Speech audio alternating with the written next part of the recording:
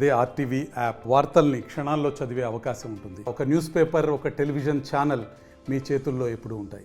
32 మంది ప్రాణాల తెగువతో ఏర్పడ్డ విశాఖ ఉక్కు కర్మాగారం ఈరోజు పూర్తి స్థాయిలో ప్రైవేటీకరణ చేసేందుకు బీజేపీ ప్రభుత్వం చేస్తున్నటువంటి ప్రయత్నాన్ని అడ్డుకునేందుకు 1100 రోజులుగా ఇక్కడ నిరాహార దీక్షలు చేపడుతున్నాయి. రాష్ట్ర ప్రభుత్వం నోరు మెదపకుండా ఈ ప్రక్రియను మాత్రం యథేచ్ఛగా ఉంది. ఈ విషయంలో మన దాంట్లో మాజీ ఎంపీ కనుమూరి బాబురాజు ఉన్నారు.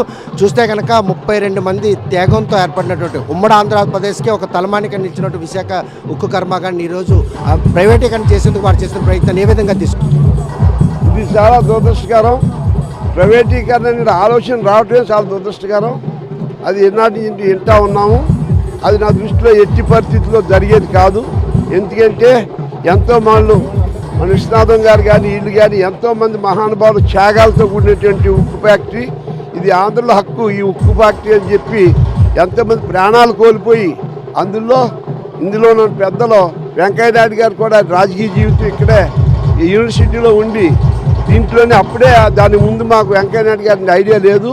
ఈ ఆంధ్రుల యొక్క హక్కు మన ఈ ఉక్కు ఫ్యాక్టరీ అని చెప్పి ఈ నినాదంతో ఆయన బయట రావటం మాకు అప్పటి నుంచి గుర్తు. అప్పటి నుంచి ఇప్పుడు కూడా ఏ కార్యక్రమం నిర్భయంగా ఉన్నటువంటి ఆయన నమ్ముకున్నటువంటి సిద్ధాంతాన్ని బీజేపీలో ఉన్నా ఎక్కడున్నా ప్రజలకు సంబంధించిన దాంట్లో మరి ఎప్పుడు నిర్భయంగా మాట్లాడే మహానుభావుడు. తప్పనిసరిగా ఆయన కూడా దీని విషయంలో గొంతెత్తుతారని తప్పనిసరిగా ఈయన రాజకీయాలకు అతీతంగా ఉన్నారు. వైస్ ప్రెసిడెంట్ అయ్యాక ఈ ఆయన యొక్క జీవితం స్ఫూర్తి ఈ ఉక్కు ఫ్యాక్టరీ కాబట్టి ఆయన మనసా వాచ ఆయన యొక్క సహకారం కూడా ఉంటుందని. ఈరోజు పక్క రాష్ట్రం సీఎంకు ఉన్నటువంటి చిత్తశుద్ధి ఉక్కు కర్మాగారం ప్రైవేటీకరణ అడ్డుకోవడానికి ఈ రాష్ట్రం సీఎం ఎందుకు దీని గురించి నోరు మెదిపే పరిస్థితి? తండ్రి ఆశీస్సాధన అంటే జగన్ ఇదేనా తన పరిపాలన విధానం అనుకోవచ్చా? మీకు నేను ఎమ్మెల్యే అయింది మీరు పుట్టలేదు. అప్పటికి నేను 45 ఏళ్ళు అయింది నేను ఎమ్మెల్యే అయ్యి. నేను ఎప్పుడూ ఒక పార్టీని వ్యక్తిని నేను దూషించడం కానీ విమర్శించడం చేయను. ఆత్మ పరిశీలన ఎక్కువ చేసుకునే అలవాటు నాకు ఉంది. ఏదైనప్పటికీ కూడా దీన్ని సహకరించిన వాడు ఉత్తముడు, దీన్ని సహకరించిన వాడు దురదృష్టవంతుడు. కానీ పక్క తెలుగు రాష్ట్రం ముఖ్యమంత్రి ఈ విషయంపై ఈరోజు తెలంగాణ ఉద్యోగస్తులు ఉమ్మడి ఆంధ్రప్రదేశ్లో ఉన్నటువంటి ఐకాన్గా ఉన్నటువంటి ఉక్కు కర్మాగారాన్ని ఈరోజు ప్రైవేటీకరణ చేయాలనే ఉద్దేశం ఆయన తీసుకున్నటువంటి ఈ చొరవ ఈయనకి ఎందుకు లోపించిందా?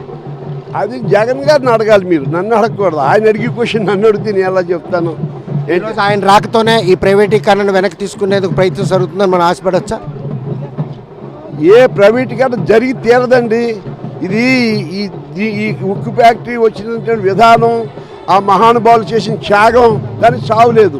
ఇది ఎవరైనా కలగానాలి తప్ప అది కలగానే దిగడుతుంది, కానీ దీన్ని ఎవరు జోలికి రాలేరు, సాధించలేరు. కనుక ఉక్కు కర్మాగారం ప్రైవేటీకరణ ఆలోచన రావడమే ఒక తప్పుడు నిర్ణయమని ఎంతో మంది త్యాగాల ఫలితంతో ఆరంభించినటువంటి ఈ ఉక్కు కర్మాగారం ప్రైవేటీకరణ ఆపేందుకు పొరుగు తెలుగు రాష్ట్రం సీఎం చొరవ చూపునే అంటే ఆంధ్రప్రదేశ్ సీఎం నోరు మెదపడం విషయం మరిన్ని వీడియోస్ కోసం ఛానల్ ని సబ్స్క్రైబ్ చేయండి. లేటెస్ట్ అప్డేట్స్ కోసం వాట్సాప్ ఛానల్ ని ఫాలో చేయండి. అండ్ లింక్ డిస్క్రిప్షన్ లో ఉంది.